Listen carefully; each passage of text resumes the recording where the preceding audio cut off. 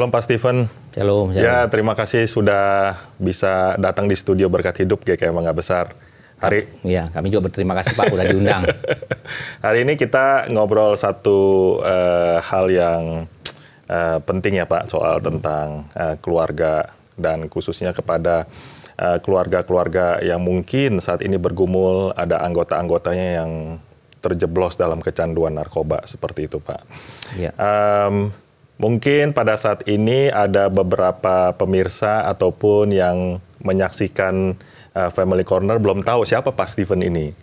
Ya, boleh sedikit diceritakan Pak tentang Pak Stephen tentang pelayanannya dan apa yang sedang dikerjakan sekarang. Silakan. Ya. Saya sekarang pelayanan di Yayasan Breakthrough Mission Indonesia, ada di Sentul City, dan pelayanan ini sudah dimulai di Indonesia tahun 2002. Jadi, tetapi sebenarnya Breakthrough Mission sudah ada di Singapura tahun 1983. Nah, saya bergabungnya 2004. Baik. Begitu. Nah, 2004 sampai sekarang. Nah, pelayanan kami ini memang sebelumnya memang spesifiknya memang pecandu narkoba. Tetapi seiring berjalan waktu, kami melihat bahwa selain narkoba ada juga beberapa kecanduan lain yang butuh bantuan. Dan kami merasa juga bisa memberikan layanan tersebut, misalnya kecanduan judi, kecanduan games, kecanduan kenakalan remaja gitu ya, yang dimana memang ketika orang itu bersedia untuk mau dipulihkan untuk bersama Tuhan, maka kami akan membantu. Tapi memang batas usia yang kami kami coba tetapkan adalah di atas 20 atau minimal 20 tahun. Tetapi kalau di bawah 20 tahun itu special case. Kalau misalnya pemenuhan syaratnya memenuhi, kami akan coba bantu. Batas bawahnya, batas atasnya sampai 60 tahun. Baik. Gitu Pak. Jadi selama ini yang Yayasan Breakthrough sudah tolong ada berapa jiwa Pak? Ada berapa orang yang dari sejak 2002 sampai sekarang? Kalau saya nggak salah ingat itu udah 600-an lebih Pak. Karena memang kita menerimanya step by step, tidak sekaligus menerima dengan jumlah yang besar. Karena memang konsepnya adalah satu kehidupan mempengaruhi kehidupan yang lain. Jadi kalau misalnya orang yang datang terlalu banyak yang baru, maka yang lama akan terpengaruh. Jadi kita memang menerimanya dengan langkah-langkah. Sehingga tidak sampai komposisinya terlalu didominasi oleh orang-orang baru. Begitu Pak. Karena secara otomatis nanti lama-lama orang yang udah masuk kurikulum rehabilitasi tersebut bisa terpengaruh lagi ya Pak ya dengan orang-orang baru ya. Kan ketika orang pertama kali datang kan dia dengan membawa manusia lama ya. Artinya dia nggak punya disiplin, kehidupannya berantakan, tutur kata pemikiran negatif, pemikirannya masih sangat duniawi, penuh dengan hawa nafsu gitu ya. Nah, untuk membuat seseorang kemudian mengalami kematangan karakter, kematangan emosi kan butuh waktu. Melalui disiplin, melalui kegiatan kerohanian, melalui pembinaan, melalui konseling, maka pelan-pelan orang itu akan mengalami perubahan. Ya, memang berproses. Lalu program-program yang dipakai oleh Breakthrough itu seperti apa Pak? Boleh ceritakan sedikit nggak Pak? Program kami sih kita sebutnya metodenya metode kerohanian dan metode terapi kerja atau vokasional. Jadi yang ditekankan adalah kepada pembinaan rohani. Jadi kalau kita lihat programnya harian kegiatannya itu mirip dengan sekolah seminari atau sekolah Alkitab. Jadi mereka dari pagi ada saat teduh, kemudian ada ibadah rutin setiap hari, dan hari Minggu kita ke gereja. Baru nanti kegiatan kerja lainnya. Jadi mereka disibukkan oleh sebuah aktivitas fisik dengan pekerjaan masing-masing sesuai departemen.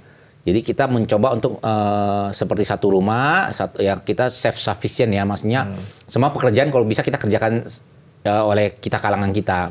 Lalu dengan mengisi waktu yang bekerja, maka mereka bisa menggunakan waktu secara baik, tidak dengan terlalu banyak waktu yang luang, sehingga akhirnya mereka punya pikiran-pikiran untuk kembali penggunaan zatnya. Begitu Pak. Nah, Pak Stephen, thank you udah sharing ya, itu sangat baik sekali. Nah, sekarang kita ngobrol-ngobrol mengenai tentang masuk ke dalam keluarga nih Pak, ya. Karena kan ini menjadi kekhawatiran bagi banyak orang, khususnya orang tua. Nah, apalagi kalau misalnya anaknya udah beranjak remaja, bahkan SD ya Pak ya, saya juga dengar ada yang kena kecanduan narkoba juga. Nah, bagaimana Pak orang tua itu bisa mengetahui bahwa si anak ataupun anggota keluarganya udah mulai kecanduan narkoba Pak? Tanda-tandanya seperti apa Pak kira-kira? Kalau misalnya ini. Sebenarnya kan seseorang ketika menggunakan narkoba, dia tidak serta-merta langsung jadi berat. Ya, tetapi memang untuk biasanya keluarga akan sadar atau ngeh gitu ya, tercelikan ketika posisinya mereka udah parah biasanya, udah ada kasus ketangkep, atau tiba-tiba ada orang melaporkan karena situasi tertentu gitu. Kalau misalnya kita melihat penggunaan zat itu selalu ada tahapannya. Ketika yang pertama misalnya dari coba-coba saja, artinya mereka hanya pakai sesekali dan umumnya ditawarkan oleh lingkungan sekitar, teman-teman yang mereka percayai. Jadi mereka mengetahuinya melalui teman dekat mereka, karena mungkin itu lagi tren, lagi menjadi sesuatu yang menjadi gaya hidup anak-anak ya lingkungan pertemanan itu. Jadi ketika dia masih mencoba, mungkin agak sulit untuk melihat perubahan, karena kan dia waktu dia menggunakan, dia nggak bersama keluarga. Tetapi nanti dia akan meningkat menjadi namanya kita sebut recreational user atau pengguna rekreasi. Nah, penggunaan ini dilakukan ketika dia ada acara-acara tertentu, tapi nggak rutin. Misalnya ada pesta, ada tahun baru, ada kegiatan-kegiatan yang sifatnya sesekali. Kemudian dia masuk lagi kepada tahapan situasional. Artinya orang yang tadi mencoba pertama kali, kemudian udah melakukan beberapa kali dalam situasi ada acara-acara tertentu yang nggak rutin, tapi dia udah mulai mengenali tuh penggunaan zat tertentu. Efeknya yang dia rasakan adalah sesuatu yang bisa mengatasi situasinya dia. Misalnya dia lagi stres, lagi jenuh, lagi boring, lagi kayaknya nggak ada semangat gitu ya, butuh booster. Nah, dia udah menyadari kayaknya gue lagi butuh nih dalam situasi tertentu. Nah, frekuensinya makin meningkat. Nah, ketika udah masuk ke dalam situasional ini harusnya udah ada tanda-tanda. Ya, baru nanti ke penyalahguna, baru kepada kecanduan. Bagaimana keluarga bisa mendeteksi? Harusnya keluarga bisa melihat perubahan perilaku. Jadi misalnya ketika seseorang itu menggunakan zat, metabolisme dalam tubuhnya ketika udah mulai ada semacam kayak kebutuhan atau kita sebut mulai punya craving ya, ada sebuah keinginan make, berarti ada kecanduan sudah mulai ada satu kebutuhan. Maka emosinya nggak stabil. Biasanya dia akan menjadi sangat gampang marah, terus kemudian dia mulai menghindari kegiatan-kegiatan yang pada umumnya dilakukan oleh keluarga. Ya menarik diri misalnya gitu. Maka sebenarnya ada perubahan perilaku yang cukup signifikan gitu. Kalau dari fisik kelihatannya gimana Pak? Mungkin mukanya agak lesu atau gimana? Bisa ketahuan juga nggak? Apa belum ketahuan dari sampai tahap Jadi gini, jadi kalau misalnya keluarga memperhatikan secara fisik, ketika dia pas gunakan masih ada efek, itu ada Pak. Perubahan perilaku di dalam wajahnya, matanya.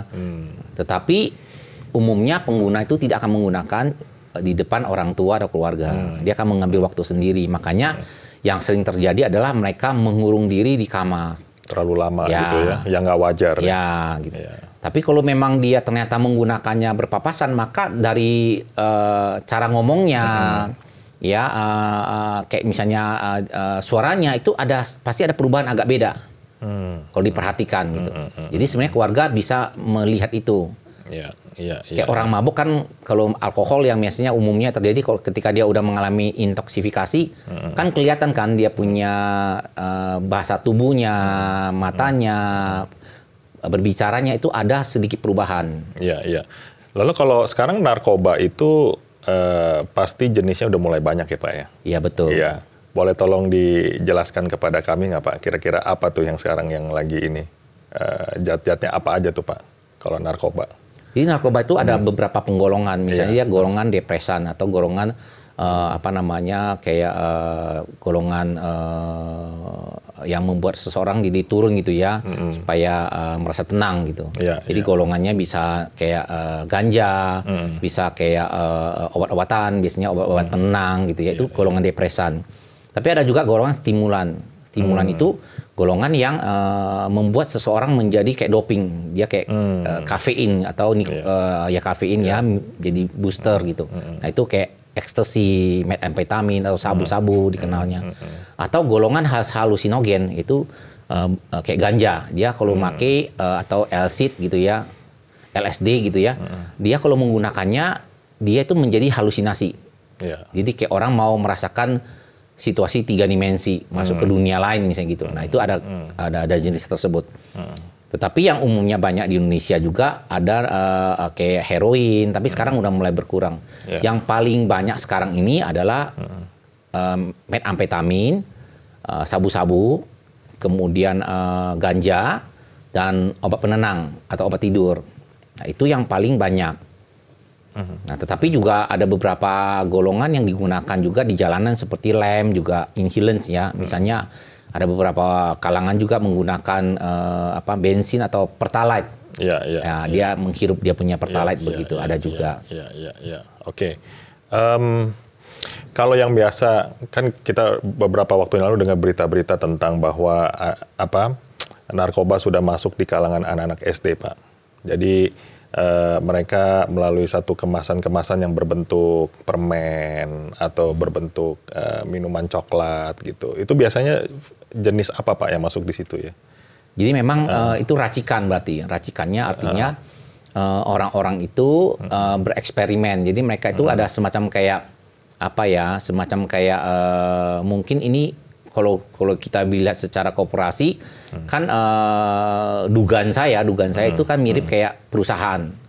Perusahaan itu berarti ada bagian yang bereksperimen. Mereka mencoba untuk membuat obat-obat baru yang menarik, lalu bisa memasarkan pada market anak-anak kecil. Dengan tujuan supaya eksperimen saja dan juga mungkin melihat produk mereka bagaimana di lapangan. Karena kan kalau kita secara nalar narkoba dijual pada anak kecil itu harganya sangat murah, misalnya cuma 1.000, 2.000, ya nggak mungkin untung dong.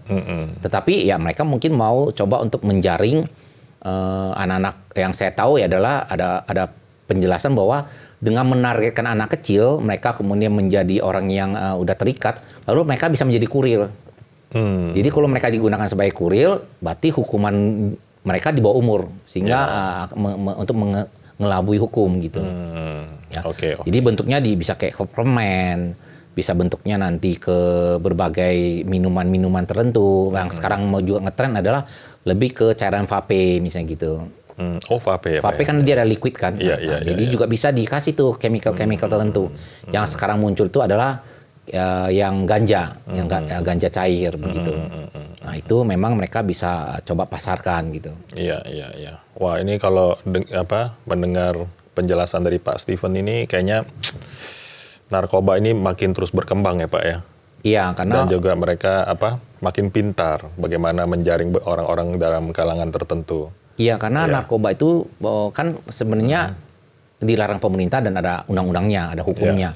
Tetapi karena mereka itu bentuknya korporasi, mereka mungkin juga ada semacam ilmuwan atau bukan ilmuwan ya namanya apoteker gitu ya. Mereka bikin racik obat, tapi nanti dengan jenis chemical yang baru, di mana mungkin nggak masuk dalam undang-undang.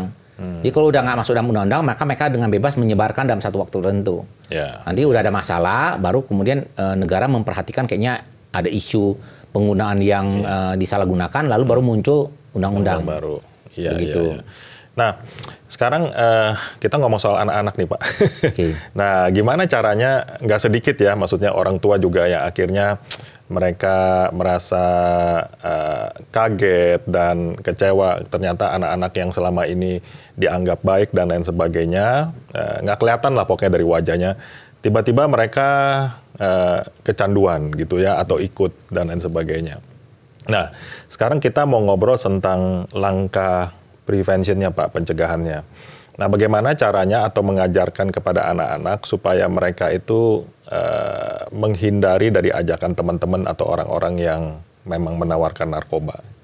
Iya, jadi memang ini menjadi sebuah tantangan buat banyak orang tua ya, termasuk saya juga, ini menjadi sebuah tantangan.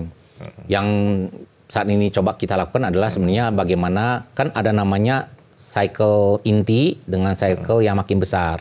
Artinya kalau inti itu keluarga itu bagaimana membangun komunikasi, bagaimana kita juga membangun hubungan keluarga yang cukup membawa mereka mengenal Tuhan, membawa mereka untuk bertumbuh dalam Tuhan. Karena kami percaya bahwa orang tua itu nggak bisa jaga 24 jam dan orang tua punya keterbatasan dan nasihat kita juga belum tentu sesuai dengan aplikasi mereka di dalam kehidupan mereka dengan tantangan zaman. Jadi memang kami mencoba membawa anak kami kepada Tuhan dengan harapan mereka bisa mengenal firman Tuhan dan mereka mengenal bahwa Tuhan bisa melihat dan mereka harus bertanggung jawab pada Tuhan sehingga mereka juga punya satu inner control gitu. Dan mereka tahu kalau mereka melakukan sesuatu ini mereka itu mendukakan Tuhan seperti itu. Itu harapan kami ya. Memang kita juga membangun sebuah komunikasi, artinya kita juga mengetahui semasa anak kita masih bisa kita pantau, kita memantau siapa lingkaran teman-teman mereka, siapa mereka bermain, seperti apa kondisinya, dan kita berusaha maksimal, gitu ya. Lalu kita juga berusaha mengajak mereka dalam komunitas-komunitas orang-orang percaya, komunitas-komunitas yang sehat, komunitas-komunitas yang baik, begitu. Ya itu upaya kita sebagai orang tua yang kita bisa lakukan. Tetapi masalahnya kita nggak bisa maksa. Kita nggak bisa maksa. Kita hanya bisa melakukan apa yang maksimal yang kita bisa lakukan, lalu ya kita mau nggak mau ya mengandalkan Tuhan, gitu. Dan memang selain komunitas keluarga, artinya mereka juga perlu komunitas gereja, komunitas anak-anak yang bersekutu dalam tubuh Kristus, supaya mereka juga jadi seirama dengan kita orang tua, gitu. Berarti memang persekutuan komunitas di dalam gereja ataupun yang inti keluarga itu sangat penting ya Pak ya. Jadi memang harus ada orang tua, khususnya papa mama harus aware nih tentang masalah ini. Apalagi masalah narkoba ini sulit dihentikan ya Pak ya. Betul. Terus akan menyerang anak-anak maupun bahkan bukan hanya saja anak-anak tetapi juga kalangan orang dewasa seperti demikian ya Pak ya. Oke, lalu kira-kira menurut Pak Stephen nih ya, yang udah banyak berkecimpung menolong orang-orang yang kecanduan narkoba seperti itu Pak. Nah kira-kira apa yang membuat seseorang itu kepengen mencoba Pak untuk mencoba narkoba ini? Biasanya apa yang men-trigger dia? Penyebabnya itu apa? Atau mungkin ya ada sesuatu hal yang tahap-tahapannya. Mungkin Pak Stephen bisa ceritakan kepada kami. Jadi memang jarang kita ketemu orang yang tiba-tiba saya pengen tahu nih narkoba gitu ya, saya pengen coba itu agak jarang gitu. Tetapi mungkin untuk usia tertentu anak-anak yang masih rasa ingin tahunya besar, mungkin tuh ada, tetapi masih usianya terlalu dini misalnya gitu, usia masih SD ke bawah gitu. Makanya ketika kita membawa seminar tentang bahaya narkoba, kita agak hati-hati dengan anak yang SD ini, jangan sampai nanti kita memicu rasa ingin tahu, lalu mereka, gue pengen coba deh gitu ya. Itu ya. Ya memang jarang, tetapi ada nggak? Ada. Saya pernah ketemu beberapa kasus, dia pengen tahu, lalu dia mencari tahu, gitu ya. Tapi itu sangat sedikit lah, itu boleh bilang sangat amat sedikit. Umumnya yang membuat orang ingin tahu adalah karena diperkenalkan oleh circle-nya dia, lingkaran dia, teman-teman gaulnya dia. Karena kan itu adalah orang-orang kepercayaan, orang-orang yang dia kenal dan orang-orang yang sehari-hari bersama dengan dia dan berbagi pengalaman hidup. Mereka misalnya bermain game misalnya gitu, mereka bermain tentang suatu kegiatan. Nah, mereka kan saling berbagi. Nah, inilah yang memperkenalkan, lalu dia menceritakan apa pengalaman dia, sehingga orang-orang yang mulai mendengar teman-temannya menggunakan sesuatu zat, lalu pengalaman dia diceritakan, lalu hal-hal yang menarik seperti orang mempromosikan sesuatu gitu kan. Lalu akhirnya karena mendengarkan pengalaman orang itu, lalu umumnya mengatakan, oh ini nggak apa-apa, ini nggak bahaya. Ya kan, buktinya saya kan udah coba dan saya fine gitu. Lalu akhirnya melihat ada sebuah di depan mata teman mereka menggunakan, menceritakan sebuah pengalaman yang dia belum pernah alamin dan pengalaman yang mengasikkan gitu ya. Lalu akhirnya ya nggak, why not, saya coba juga kan, kan dia udah coba gitu. Kalau saya nggak coba, nanti kalau mereka ngobrol-ngobrol saya nggak bisa nyambung. Jadi saya akan ketinggalan gitu misalnya. Ya udah nggak apa-apa dah, gue ikut gitu misalnya gitu. Nah itu akhirnya tersedot ke dalam penggunaan yang nanti tergantung circle-nya dia lagi, apakah akan continue atau regresi tadi yang saya bilang yang sesekali make gitu. Iya, iya. Kalau yang sesekali pakai itu tahap kecanduannya masih sangat sedikit ya Pak ya? Belum kecanduan. Belum kecanduan. Tapi dia udah mulai pengenalan. Dia udah mulai pengenalan produknya. Dia udah tahu iterasinya apa. Dia udah mulai merasakan ini sesuatu yang bisa digunakan dan dia punya apa kita sebut gerbangnya udah dibuka. Gerbang pertahanan diri udah kebuka kan? Iya, iya. Jadi dalam tahap ini sebenarnya si pemakai itu bisa menolak. Harusnya. Kalau dia mengerti dengan benar, dia tahu bahwa masuknya narkoba itu adalah dari teman-teman dekatnya dan mereka akan diperkenalkan, bukan tiba-tiba. Kan ada orang yang takutnya gini, oh lu jangan, memang ada beberapa kasus di mana ketika diajak hangout misalnya ke daerah-daerah, misalnya sekarang kan zamannya anak muda tempat minum ya. Ya misalnya tempat-tempat party misalnya gitu. Nah kadang-kadang memang di minumannya itu mereka mencampur. Nah itu, kalau itu situasinya kita masuk ke dalam satu kehidupan anak muda. Ya, nah itu beda lagi. Itu artinya ada sebuah tuh konteks tertentu di mana mereka udah punya satu kebebasan mengikuti gaya hidup orang Barat. Ya, nah itu satu situasi. Tetapi tidak jarang juga melalui settingan ya sekitar rumah yang ditawarkan. Jadi kalau anak-anak yang udah mengerti bahwa oh ini sesuatu yang memang menarik, sesuatu pengalaman dari mereka yang diceritakan itu akan membuat rasa ingin tahu, tetapi justru inilah cara mereka masuk kepada anak-anak. Kalau anak-anak kita tahu mengerti itu dan mereka memahami, minimal mereka udah punya sebuah informasi. Ya, nah tapi kembali lagi kepada anak tersebut. Karena ada penelitian mengatakan rata-rata anak pecandu itu diteliti adalah high risk taker. Mereka itu punya jiwa yang berani ambil resiko. Nah itu juga satu ujian atau cobaan buat anak kita mengambil putusan. Iya. Biasanya kalau gerbang seseorang itu untuk mencoba narkoba awalnya dari apa ya Pak?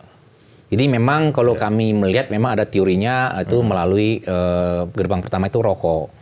Rokok dulu ya? Ya kita rokok itu kan sebenarnya substance yang juga edik ya, nikotin ya, yang bisa seseorang kecanduan.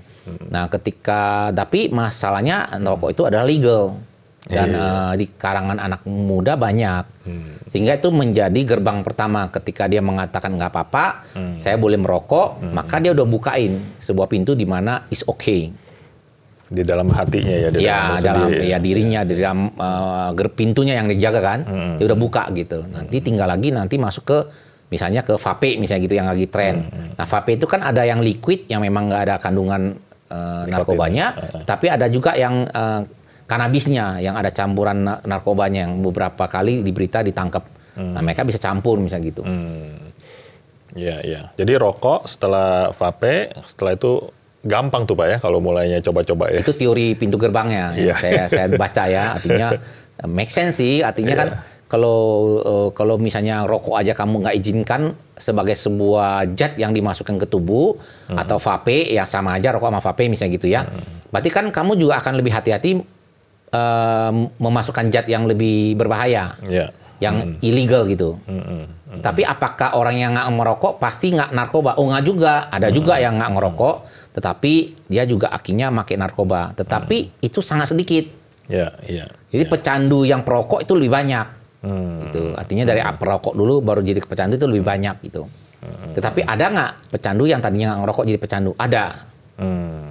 Gitu.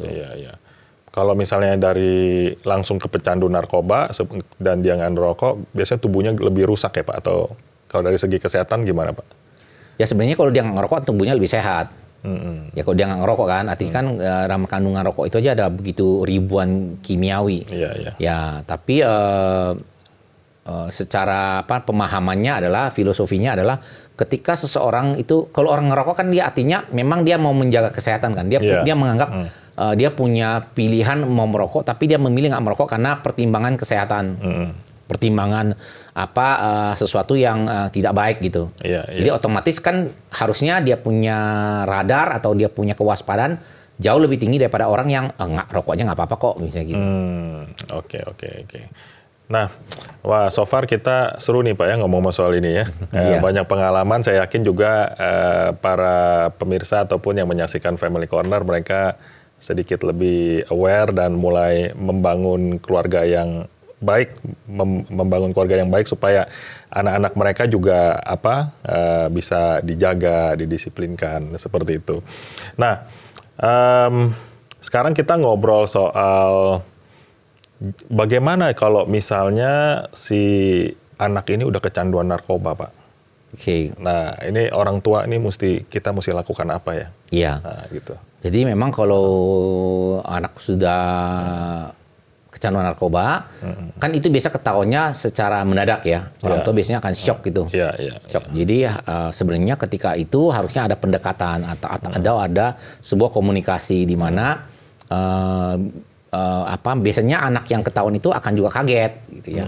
Nah, momen itu buat dia pasti momen yang kita sebut sebagai momen yang hit button gitu, atau momen yang membuat dia shock.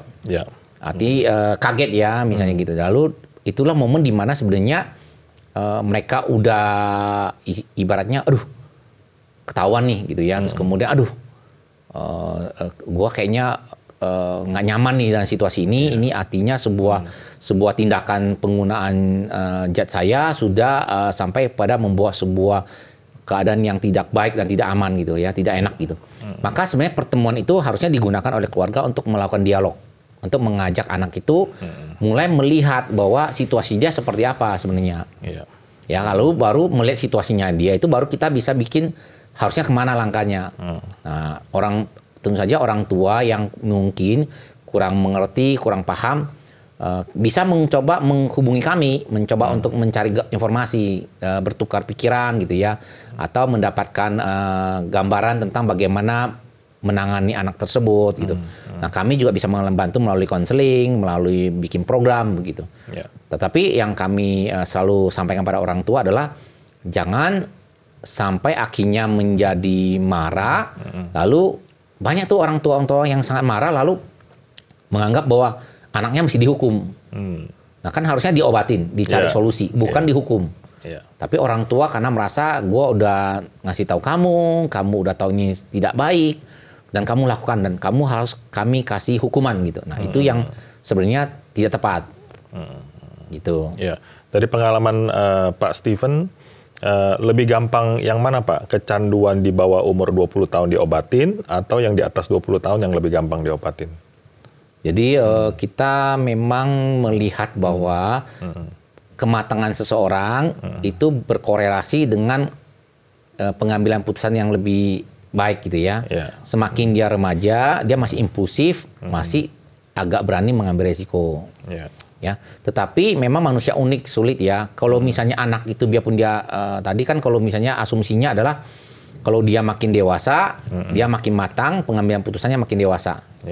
Tetapi kan juga faktor keluarga mempengaruhi bagaimana anak ini ketika masih kecil dididik dengan baik sehingga dia udah punya seperangkat pemahaman yang cukup dewasa sebenarnya. Ya biarpun dia masih usia muda, tetapi karena dia punya family system atau pola asuh keluarga yang baik, sehingga buat dia untuk kembali menyadari sebuah tindakan yang dilakukan itu tidak baik, maka dia juga akan cepet tuh. Jadi memang banyak faktor ikut mempengaruhi, Pak. Tapi secara emosional, secara kematangan, tentu saja orang yang makin dewasa itu makin lebih punya kesiapan untuk berpikir yang lebih baik gitu. Sebenarnya ini yang paling sulit disembuhkannya itu kan adalah faktor addiction-nya ya, Pak ya. Betul. Kecanduannya ya. Jadi dengan kita memperbaiki kecanduannya, udah pasti nanti pelan-pelan orangnya juga akan bisa lebih baik seperti itu. Jadi kecanduan itu ada gini, addiction itu kalau misalnya secara tagihnya secara kebutuhan tubuh, itu sebenarnya cepat waktunya. Jadi misalnya orang makin narkoba, terus kemudian tubuhnya udah mengalami adaptasi, toleransi gitu ya, tubuhnya udah mengalami addiction, maka tinggal hanya hitungan bulan saja fisik itu udah kelar. Tetapi yang sulit itu adalah mentalnya, psikisnya, memorinya, sugestinya. Nah, jadi itu yang lama. Jadi mesti kalau yang kecanduan ini memang dari faktor orang tuanya itu memang harus lebih buka hati lebar-lebar menerima anaknya seperti demikian dan berusaha ingin membantu dia, bukan menjudge ataupun menghukum. Ya, jadi kadang-kadang kan memang seorang pecandu ketika memang ini agak sulit ya, maksudnya kalau orang tuanya tidak berlangkah dengan tepat akan dimanipulasi. Jadi kan itu menjadi sebuah tarikan ya, keluarga takutnya dimanipulasi. Tapi kalau keluarga terlalu terlalu menekan, terlalu memberikan judgmental, terlalu menuntut, anak menjadi juga tidak terbantukan. Jadi memang ada dua sisi, harus bijaksana, memberi dukungan yang tepat. Iya, iya. Gitu. Iya. Oke. Wah, itu kan tadi anaknya ya Pak ya. Iya. Kalau misalnya kita ngomong pasangan nih Pak, couple ya, suami istri. Kalau misalnya salah satu pasangan kecanduan, gimana Pak? Apa yang mesti istri atau suami lakukan? Apakah prinsipnya sama?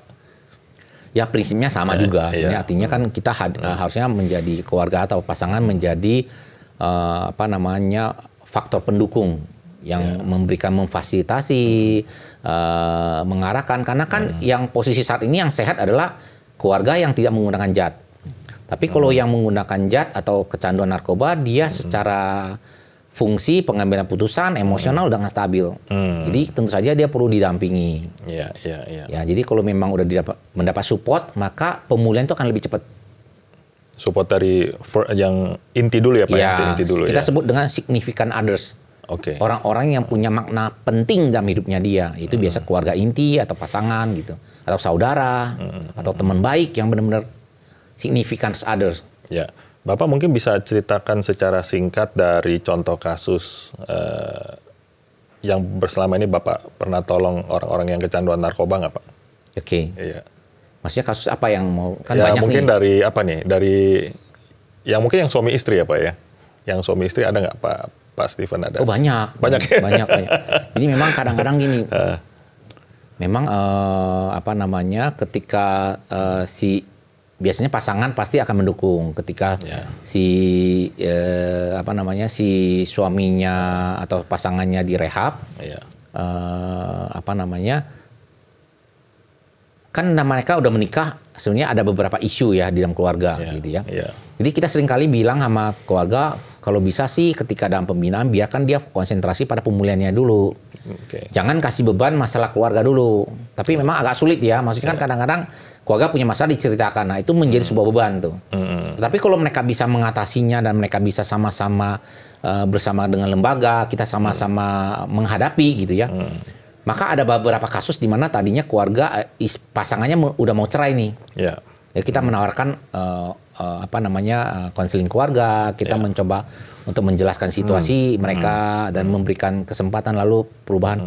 Kami menemukan ada beberapa kasus di mana akhirnya dengan pasangannya itu mau direhab dan menunjukkan suatu perilaku yang membaik, maka perceraian itu biasanya akan dibatalkan. Gitu. Lalu itu kesempatan. Nah, nanti ya mereka udah mulai menjalankan program, mereka udah dipulihkan. Nanti kembali lagi kepada lingkungan masyarakat dan mereka menghadapi ujian lagi. Itu tergantung nih. Dia masih kalau dia menggunakan maka keluarga ini akan menjadi sangat kuat dan mereka akan saling mendukung di dalam menghadapi tantangan kehidupan dalam berkeluarga dan bekerja atau bisnis. Nah, biasanya kalau mereka yang berhasil itu akan berkembang dengan baik. Tapi ada juga beberapa kasus di mana dia kembali menggunakan. Nah, biasanya beberapa kali dia menggunakan, kasus perceraian itu akan terjadi setelah itu. Oh, itu jadi sulit juga ya Pak ya? Sulit juga karena kan udah di luar ya, kita udah nggak bisa mencampuri. Oke. Baik. Nah, Pak Steven bisa tolong sharekan ke kami nggak? Maksudnya prinsip-prinsip kekristenan atau firman Tuhan yang bisa menolong seseorang itu supaya mereka terhindar dari masalah narkoba ini apa Pak? Jadi sebenarnya kan kita selalu mengajarkan bahwa kita membutuhkan Tuhan. Jadi kehidupan kita tanpa Tuhan kita itu menjadi liar dan kita itu menjadi tidak punya pegangan dan nggak ada yang menolong kita gitu ya. Lalu kita bisa sesuka hati mengambil putusan, tindakan yang ya menurut patokan dunia. Kalau patokan dunia kan have fun nggak apa-apa. You bekerja, you work hard, you play hard. Ya, lu bisa bekerja dengan giat sekali dan lu bisa bermain dengan sepuasnya. Tetapi kalau di dalam firman Tuhan kita punya hubungan yang baik dengan Tuhan, kita ngerti ada koridor-koridor yang kita nggak boleh langgar. Misalnya Tuhan mengatakan tubuh ini adalah bait Allah, Roh Tuhan diam di dalam tubuh kita. Artinya kita harus menjaga tubuh kita dengan baik. Kita nggak bisa sembarangan memasukkan barang-barang kimiawi misalnya gitu. Nah, kita mengerti dengan baik, lalu kita punya hubungan yang baik dengan Tuhan, lalu kita kan ada Roh Kudus dalam diri kita. Lalu ketika kita ada Roh Kudus dalam diri kita, ketika kita melakukan sesuatu yang melanggar, hati nurani kita akan berbicara, akan negur, dan kita akan merasa nggak nyaman. Artinya ada kontrol dalam diri kita yang mengingatkan, itu salah loh. Nah, itu otomatis kan kalau kita mendengarkan suara hati kita, mendengar suara Roh Kudus, kita akan menghindari, kita akan terhindarkan. Nah, jadi kita mengatakan bahwa tanpa Tuhan kita nggak mampu. Tanpa Tuhan kita jadi liar. Jadi oleh sebab itu, ayo kita sama-sama kembali pada Tuhan. Gereja sebagai tubuh Kristus sudah memfasilitasi kehidupan rohani yang baik. Saya percaya semua gereja yang ada itu akan memikirkan jemaat, akan memikirkan orang-orang yang beribadah, akan memikirkan program-program yang bisa mengisi kerohanian masing-masing. Jadi harusnya kita sebagai jemaat, sebagai tubuh Kristus, kita juga harus dekat dengan gereja. Begitu, Pak. Baik. Nah, kayaknya waktu sudah berjalan terus nih, Pak. Jadi pertanyaan terakhir mungkin dari Pak Stephen, ada satu pesan-pesan yang disampaikan kepada keluarga Kristen yang menyaksikan Family Corner, Pak. Silakan. Jadi memang tantangan dunia masalah narkoba ini tidak pernah berakhir. Pemerintah maupun berbagai instansi yang coba untuk memberantas ataupun mengurangi, namun kenyataannya masalah narkoba selalu tidak bisa dihentikan dan selalu bertambah terus. Sehingga itu menjadi suatu tantangan yang nyata. Menjadi sebuah situasi yang setiap orang bisa, keluarga kita bisa ngalamin. Oleh sebab itu, kami menghimbau Bapak Ibu atau saudara sekalian, jikalau memang merasa kurang punya pengetahuan, membutuhkan informasi, bisa menghubungi kami. Kami akan dengan senang hati membantu. Lembaga kami melayani tidak mencari untung ataupun bukan karena profit. Jadi free of charge, dan layanan kami juga tidak mematok tarif. Jadi kami benar-benar murni ingin membantu orang-orang yang punya masalah dengan narkoba ini, agar mereka juga bisa mendapatkan sebuah pemahaman ataupun guideline bagaimana menolong jikalau keluarga mereka ada yang terdampak begitu. Jadi jangan sampai akhirnya kecewa sama Tuhan, lalu merasa ini sesuatu yang memalukan, sesuatu yang aib, sehingga umumnya keluarga-keluarga yang menghadapi masalah ini akan menutup diri. Kami memastikan akan menjaga kerahasiaan. Kami tidak akan membongkar masalah ini kepada pihak lain, sehingga menjadi tempat yang cukup aman untuk berbagi dengan kami. Silakan hubungi kami. Baik. Terima kasih lagi Pak Stephen untuk penjelasannya dan juga hadir bersama kami di acara Family Corner. Semoga di lain kesempatan kita bisa berjumpa lagi dan melayani bersama-sama, Pak Stephen. Baik, Pak. Terima kasih, Pak. Kiranya apa yang kita sampaikan bisa menolong ya di sana. Amin. Pak Stephen, boleh menutup acara kita di dalam doa? Boleh. Pak Stephen, silakan pimpin. Mari kita berdoa. Tuhan, kami datang ke hadapan Tuhan dan kami menyadari bahwa kehidupan kami sebagai manusia itu sangat rentan, dan kami tidak bisa mengontrol banyak hal. Sekalipun kami sebagai orang tua, sebagai keluarga, kami sudah berupaya semaksimal mungkin pada anggota keluarga kami, kepada anak-anak kami, kepada pasangan kami, kepada saudara kami. Namun selalu ada kemungkinan-kemungkinan buruk yang terjadi, sehingga kami membutuhkan pertolongan Tuhan. Kiranya Tuhan senantiasa membantu setiap kami, agar kami boleh mendapatkan hikmat bijaksana, kami mendapatkan satu kesempatan di mana kami boleh benar-benar menjadi bagian yang terhindar dari narkoba ini, Tuhan. Terhindar dari permasalahan yang begitu berat ini, Tuhan. Namun jikalaupun sampai ada yang menghadapinya, Tuhan, biar Tuhan sendiri juga menolong mereka, sehingga bagi mereka yang sudah terdampak, mereka juga boleh dipulihkan, dan mereka boleh mengalami pembebasan dari Tuhan. Karena sudah begitu banyak kesaksian di mana orang-orang yang tadinya tidak punya pengharapan, tapi di dalam Tuhan selalu ada harapan, selalu ada pemulihan. Kami serahkan seluruh kehidupan kami, keluarga kami dalam tangan Tuhan. Kami berdoa kiranya Tuhan sendiri yang menolong kami, dan kami selalu diberikan kemenangan. Terima kasih Tuhan, dalam nama Tuhan Yesus kami berdoa. Amin. Amin. Saudara sekalian, terima kasih sudah menyaksikan Family Corner pada edisi ini. Semoga saudara diberkati dan salam keluarga bertumbuh.